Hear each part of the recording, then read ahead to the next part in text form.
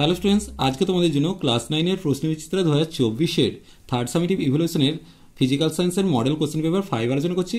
স্কুলের নাম হচ্ছে হুগলি কলেজিয়েট স্কুল, পেজ নম্বর 299। চলো প্রথমে গ্রুপ এটা দেখে নেবো। একের দাগ, সঠিক উত্তরটি নির্বাচন করে লিখতে বলেছে।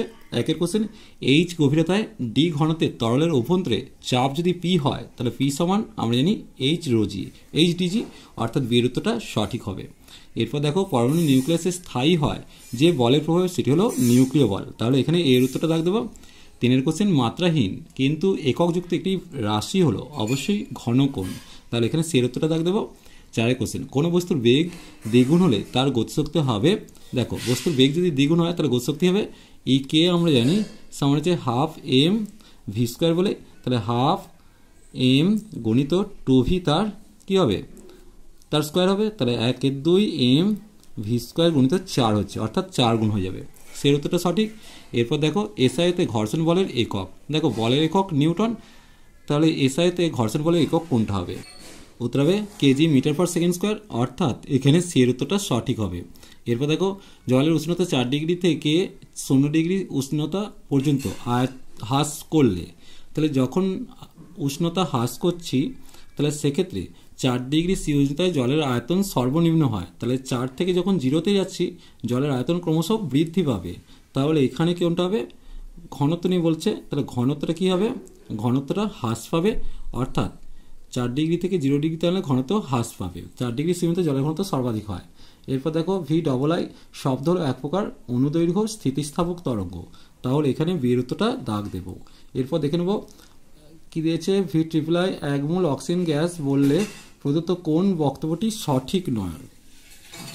দেখো এখানের মধ্যে 1 মোল মানে 32 গ্রাম অক্সিজেনকে বোঝায়, অ্যাভোগাড্রো সংখ্যক অক্সিজেন পরমাণু, অ্যাভোগাড্রো সংখ্যক অক্সিজেন অণু, এইচটিপিতে আয়তন হচ্ছে 22.4 লিটার।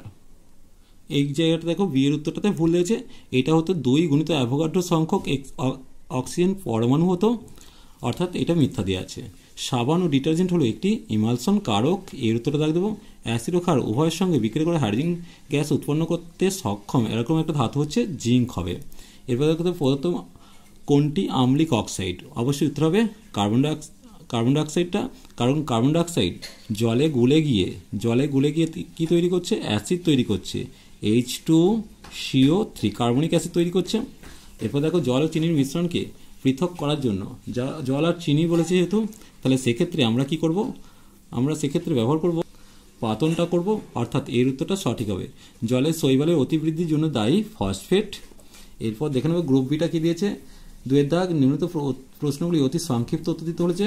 প্রথম যে কোশ্চেন দিয়েছে, অবাধে পতনশীল বস্তুর ক্ষেত্রে কোনটি স্থির থাকে? অবশ্যই যান্ত্রিক শক্তি স্থির থাকে, তাহলে এই জায়গাটা আমি যান্ত্রিক শক্তি লিখে দিলাম। এরপর দেখে নেব 2 কোশ্চেন, 1 ঘনমিটার আয়তনে জল কত লিটার আয়তন জলকে প্রকাশ করে? 1 লিটার জলকে প্রকাশ করছে। পীড়ন ও বিকৃতির মধ্যে কোনটি মৌলিক? অবশ্যই বিকৃতি একটা মৌলিক রাশি। কার্যের মাতৃ সংকেত m⁴x l⁴y আর t⁴z হলে xyz এর মান চেয়েছে। আমরা জানি কার্যের মাত্রা m1 l⁴² t⁻², তাহলে সেক্ষেত্রে x এর জায়গায় বসে আছে 1, y এর জায়গায় বসে আছে 2 আর z এর জায়গায় বসে আছে -2। এরপর দেখো, একটি বস্তুর ওপর তার ওজন দ্বারা প্রতিমিত বল প্রযুক্ত হলে তার ত্বরণ কত হবে? অবশ্যই ত্বরণ 0 হবে। এরপর দেখো, নিউটন গতিসূত্রগুলির মধ্যে কোনটি জারডে সূত্র নামে পরিচিত? প্রথম সূত্রটা জারডে সূত্র নামে পরিচিত, তাহলে আমি এখানে নিউটনের প্রথম সূত্র কথাটা লিখে দিচ্ছি। এরপর সত্য মিথ্যা কত বলে দিয়েছে। ক্রিয়া অপ্রতিক্রিয়া একই বস্তুতে কাজ করে, এটা মিথ্যা দিয়েছে, কারণ ক্রিয়া এবং প্রতিক্রিয়া সর্বদা দুটি ভিন্ন বস্তুতে কাজ করে। কার্যের ব্যবহারিক একক কি? কার্যের ব্যবহারিক একক জুল। এরপর দেখো, এম ভরের একটি কণার ভরবেগ পি হলে গতিশক্তি কত হবে? আমরা জানি ই সমান কী হবে? এখন হাফ এম ভি স্কোয়ার জানি, সেক্ষেত্রে আমি লিখতে পারি হাফ m² v²/m লিখতে পারি। এবার আমি যদি কোনাকুনি গুণ করে নিই তাহলে 2me সমান দিয়ে কত হবে? এটাকে পি করে নিচ্ছি, তাহলে p² করে দিলাম, তাহলে বা দিয়ে p সমান কত হবে? √2me। তাহলে এক্ষেত্রে গতিশক্তি রাশিটা আমি যদি এই জায়গাটা এখানটা একটু ভুল করছি, আমি লিখব ই সমান, এখান থেকে লিখব ই সমান p²/2m, এটা লিখবে তাহলেই হবে। এরপর দেখো শব্দের কম্পাঙ্কের একক কি? শব্দের কম্পাঙ্কের একক হচ্ছে হার্জ। এইচ জেড বাংলাতে লিখলে হায়াকা খন্দেকতয় রেফ বর্গীজ হার্জ, এটা ভুল লিখছে, এই বানানো ভুল হচ্ছে, হায়াকা খন্দেক্ত বর্গীজয় রেফ হার্জ। এরপর দেখো স্টেথোস্কোপ শব্দের কোন ঘটনায় ব্যবহারিক প্রয়োগ? অবশ্যই হচ্ছে শব্দের প্রতিধ্বনি, তাহলে আমি এই জায়গাটা প্রতিধ্বনি কথাটা লিখে দিলাম। শব্দ নির্বন্ধ কি? এটা তোমরা বইতে পেয়ে যাচ্ছ, মানে তোমার যে সময় পর্যন্ত কোনো শব্দের রেস যে সময় পর্যন্ত কানের মধ্যে আমাদের থেকে যায় সেটা হচ্ছে তোমাদের শব্দ নির্বন্ধ বা শ্রুতি নির্বন্ধ বলে। শীতরাঙ্কে তোমরা বইতে পেয়ে যাচ্ছ। আপিতবের এসআই একক কি? এটা উত্তর হবে জুল পার কেজি কেলভিন। এরপর দেখো সত্যমিথ্যা দিয়েছে লিনতাপ বস্তুর অবস্থার পরিবর্তন ঘটায় উষ্ণতার পরিবর্তন ঘটায় না, এটা সত্য দিয়ে আছে। এরপর দেখো বারক সি স্কেলে 1U বলতে কী বোঝো? এটা তোমরা বই থেকে পেয়ে যাচ্ছ। এরপর দেখো স্যাডউইক আবিষ্কৃত কণা কোনটি? স্যাডউইক হচ্ছে নিউট্রন কণা আবিষ্কার করেছিল, তাহলে এখানটা আমি শুধু নিউট্রন কণাটা লিখে দিচ্ছি, নিউট্রন, টয়লেট হয়ে যাবে। এরপর দেখো প্রদত্ত কোন পরমাণু দুটি পরস্পরের আইসোটোপ? আইসোটোপ কথার অর্থ কি? যাদের প্রোটন সংখ্যা সমান হবে। তাহলে এখানে দেখো প্রোটন সংখ্যা 12 আছে, তাহলে এ এবং সি হচ্ছে পরস্পরের আইসোটোপ।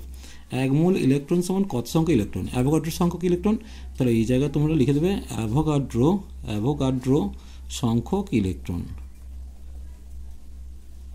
সেক্ষেত্রে অ্যাভোগাড্রোর মানটা 6.023 × 10⁻23।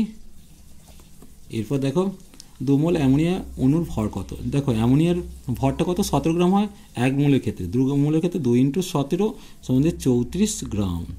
এরপরে সম্পৃক্ত দ্রবণের উষ্ণতা বৃদ্ধি করলে একটি কোন দ্রবণে পরিণত হয়? সম্পৃক্তকে যদি উষ্ণতা বৃদ্ধি করো সেটা অবশ্যই অসম্পৃক্ত হয়ে পড়বে, তাহলে এই জায়গাটা অসম্পৃক্ত কথাটা লিখে দিলাম।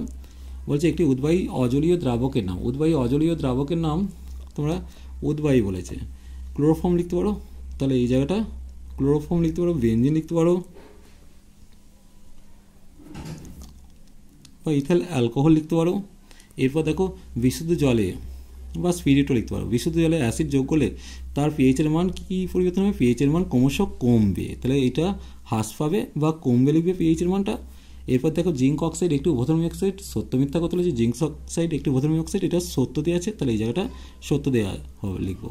আর একটা হচ্ছে Al2O3, এটা একটা উভধর্মী অক্সাইড। এবার দেখো মিল্ক অফ ম্যাগনেসিয়ামের প্রধান উপাদানটি হলো অবশ্যই ম্যাগনেসিয়াম হাইড্রোক্সাইড MgOH2। এবার পেট্রোল ও জলের মিশ্রণকে কোন প্রক্রিয়ার সাহায্যে পৃথক করব? অবশ্যই পেট্রোল ও জলকে আমরা সেপারেটরি ফানেল বা বিওজি ফানেল লিখতে পারো। এরপর দেখো দুটি ভিন্ন স্ফুটনাঙ্কের তরলের মিশ্রণকে আংশিক পতন পদ্ধতিতে পৃথকীকরণ করা হলে কোনটি সর্বোত্তম গ্রাহক পাত্রে সঞ্চিত হবে? অবশ্যই যার স্ফুটনাঙ্ক কী হবে? যার স্ফুটনাঙ্ক কম সেটা সহজেই আগে গ্রাহক পাত্রে জমা হবে।